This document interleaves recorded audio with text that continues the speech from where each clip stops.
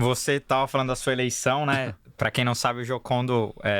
Se elegeu, né? Não, se elegeu não. Se candidatou, desculpa. Ele concorreu ao cargo de vice-presidente do Conselho Deliberativo do Palmeiras. O Serafim saiu depois de muitos anos, né? 6 anos. 6 anos, agora é o Alcir, que inclusive foi convidado. Pra quem acha que a gente só dá a voz pra oposição aqui, não. A gente convidou o Alcir também, que é o atual... Convidamos geral. Quem quiser sentar aqui, vai sentar. A Leila, se quiser vir também um dia, não tem problema nenhum. Eu sou oposição a ela, mas também converso em entrevista e troco uma ideia numa boa. Não tenho problema algum. Eu também sou mais contra o modelo do que a pessoa.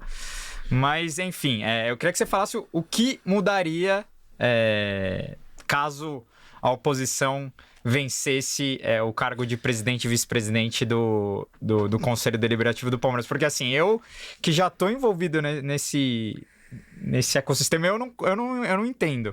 E imagino que muitos torcedores também não entendam. Então, eu queria que você explicasse de uma forma prática o que mudaria caso vocês entrassem na presidência do Conselho.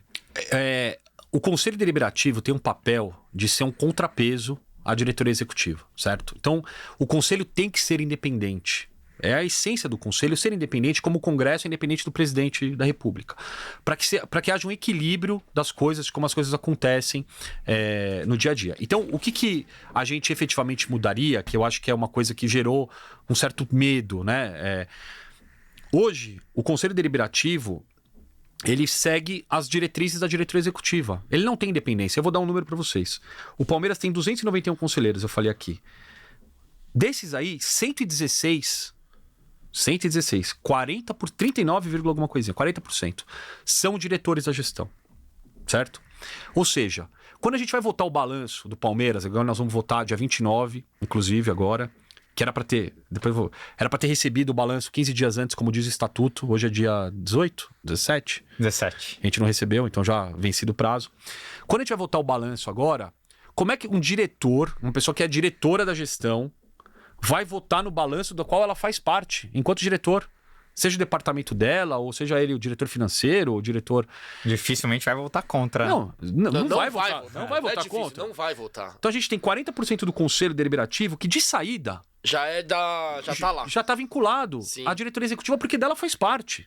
Entendeu? Então, assim, essa é uma coisa que era uma discussão que a gente ia levar pra frente. Assim, cara, não dá. Tem que ter uma limitação. Ou, como acontece em outras em democracias consolidadas, você quer ser diretor da gestão, você se licencia do cargo de conselheiro. Sim. E vai ser diretor. Entendeu? As coisas... Então, no Palmeiras é tudo muito misturado.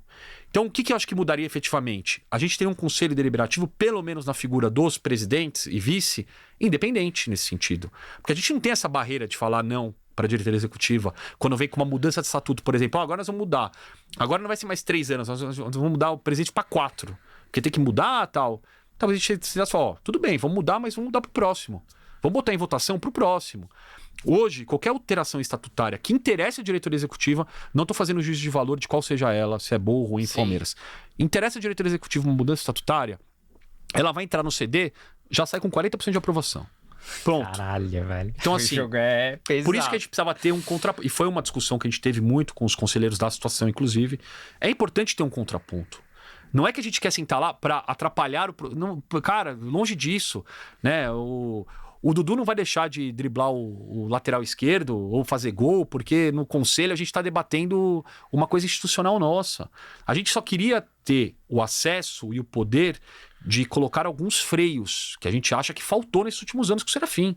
O Serafim ficou 3 anos. Aliás, você pode concorrer indefinidamente ao cargo. Isso é uma coisa que a gente ia mudar imediatamente. Não pode concorrer indefinidamente ao cargo. Cara, é no máximo uma reeleição, vai, tudo bem. Agora, o Serafim ficou 3, ele ia pra 4 se ele quisesse. Ele que não quis. E aí o cara vai ficar 10 anos como presidente do conselho. Entendeu? Tipo, a gente precisa oxigenar. Além da questão ordinária do dia a dia ali, a mecânica, a reunião é muito ruim, não tem debate, não tem discussão, senta e levanta. Você é a favor? Fica sentado. Quem é contra, levanta, vem aqui na frente e dá o nome. Então tem umas coisas meio constrangedoras, assim, da reunião, que enfraquecem quem é a oposição. O ambiente não favorece. Não favorece. Enfraquece muito quem é da oposição. Tá. Ou quem é... E assim, uma pessoa que seja da situação e não concorde com alguma coisa, ela não tem espaço para falar que ela não concorda. Entendeu? Porque o ambiente é hostil. O esquema tá armado, né? Cara, assim, é um esquema político, assim, não é uma exclusividade da Leila. É um sistema sim. que já tava. E, cara, mas também ninguém quer mudar, entendeu? É isso que favorece muito a situação e eles vão mantendo. Então, por isso que eu falo, por exemplo, eu concorri ao cargo de vice-presidente. A minha campanha custou, eu ajudei o Carlos Faedo à presidência, né? Porque as eleições são separadas. A nossa campanha custou R$98. Custou R$98, que foi o santinho que a gente fez, que a gente mandou pra galera, o cartazinho do dia e tal. É isso. A eleição foi na segunda. No domingo, o Palmeiras jogou com o Guarani em Campinas, saiu um ônibus com 50 conselheiros pro jogo. O torcedor que mora em Campinas, palmeirense, ou que mora em São Paulo, não pôde ir pro jogo, porque não pode ter torcida visitante. Sim. E saiu um ônibus do Palmeiras com uma série de conselheiros que assistiram o jogo. Pra assistir o jogo como um ato político, porque aquilo era um ato político, claro, eu não fui convidado, entendeu? Quem foi convidado? Quem tava em dúvida ali, vai votar em fulano, ciclano. Então, assim, isso é nova política, eu falo, porque no dia seguinte, inclusive, a Leila falou numa entrevista, estava muito feliz que tinham ganhado os candidatos dela, que inclusive eu conheço os dois e gosto e respeito, cara, zero problema com eles, mas ela falou que ainda bem que ganhou, porque a velha política perdeu de novo. Eu falo, cara, velha política é isso que a gente fez? Ou velha política é você fazer um jantar na quinta-feira anterior para 150 conselheiros para falar, olha, os projetos são esses aqui. Né? Então a gente, para uma disputa dessa, pegou o telefone e ligou para 200 pessoas cada um. Cara, uma semana que eu tirei de folga do trabalho para ligar, e o meu companheiro Carlos Faedo certamente fez o mesmo, para ligar para cada um. Cara, a gente não tem a possibilidade de juntar 150 pessoas num restaurante, pegar um microfone e falar, galera, vota em mim aí que o presidente está apoiando. Então, quando a gente fala que a nossa chegada lá ia mudar um pouco da estrutura, é nesse sentido. Cara, vamos fazer a coisa do ponto de vista do que é correto, do que é... Né? Eu não acho que seja... Não é que é ilegal. Esses fatos que eu citei não são ilegais. Mas são, no mínimo, sei lá, não recomendados, né? Numa democracia. Então, isso mudaria, certamente. Esses 116 conselheiros diretores. Curtiu a resenha? O link para você ver a entrevista completa está aqui embaixo na descrição.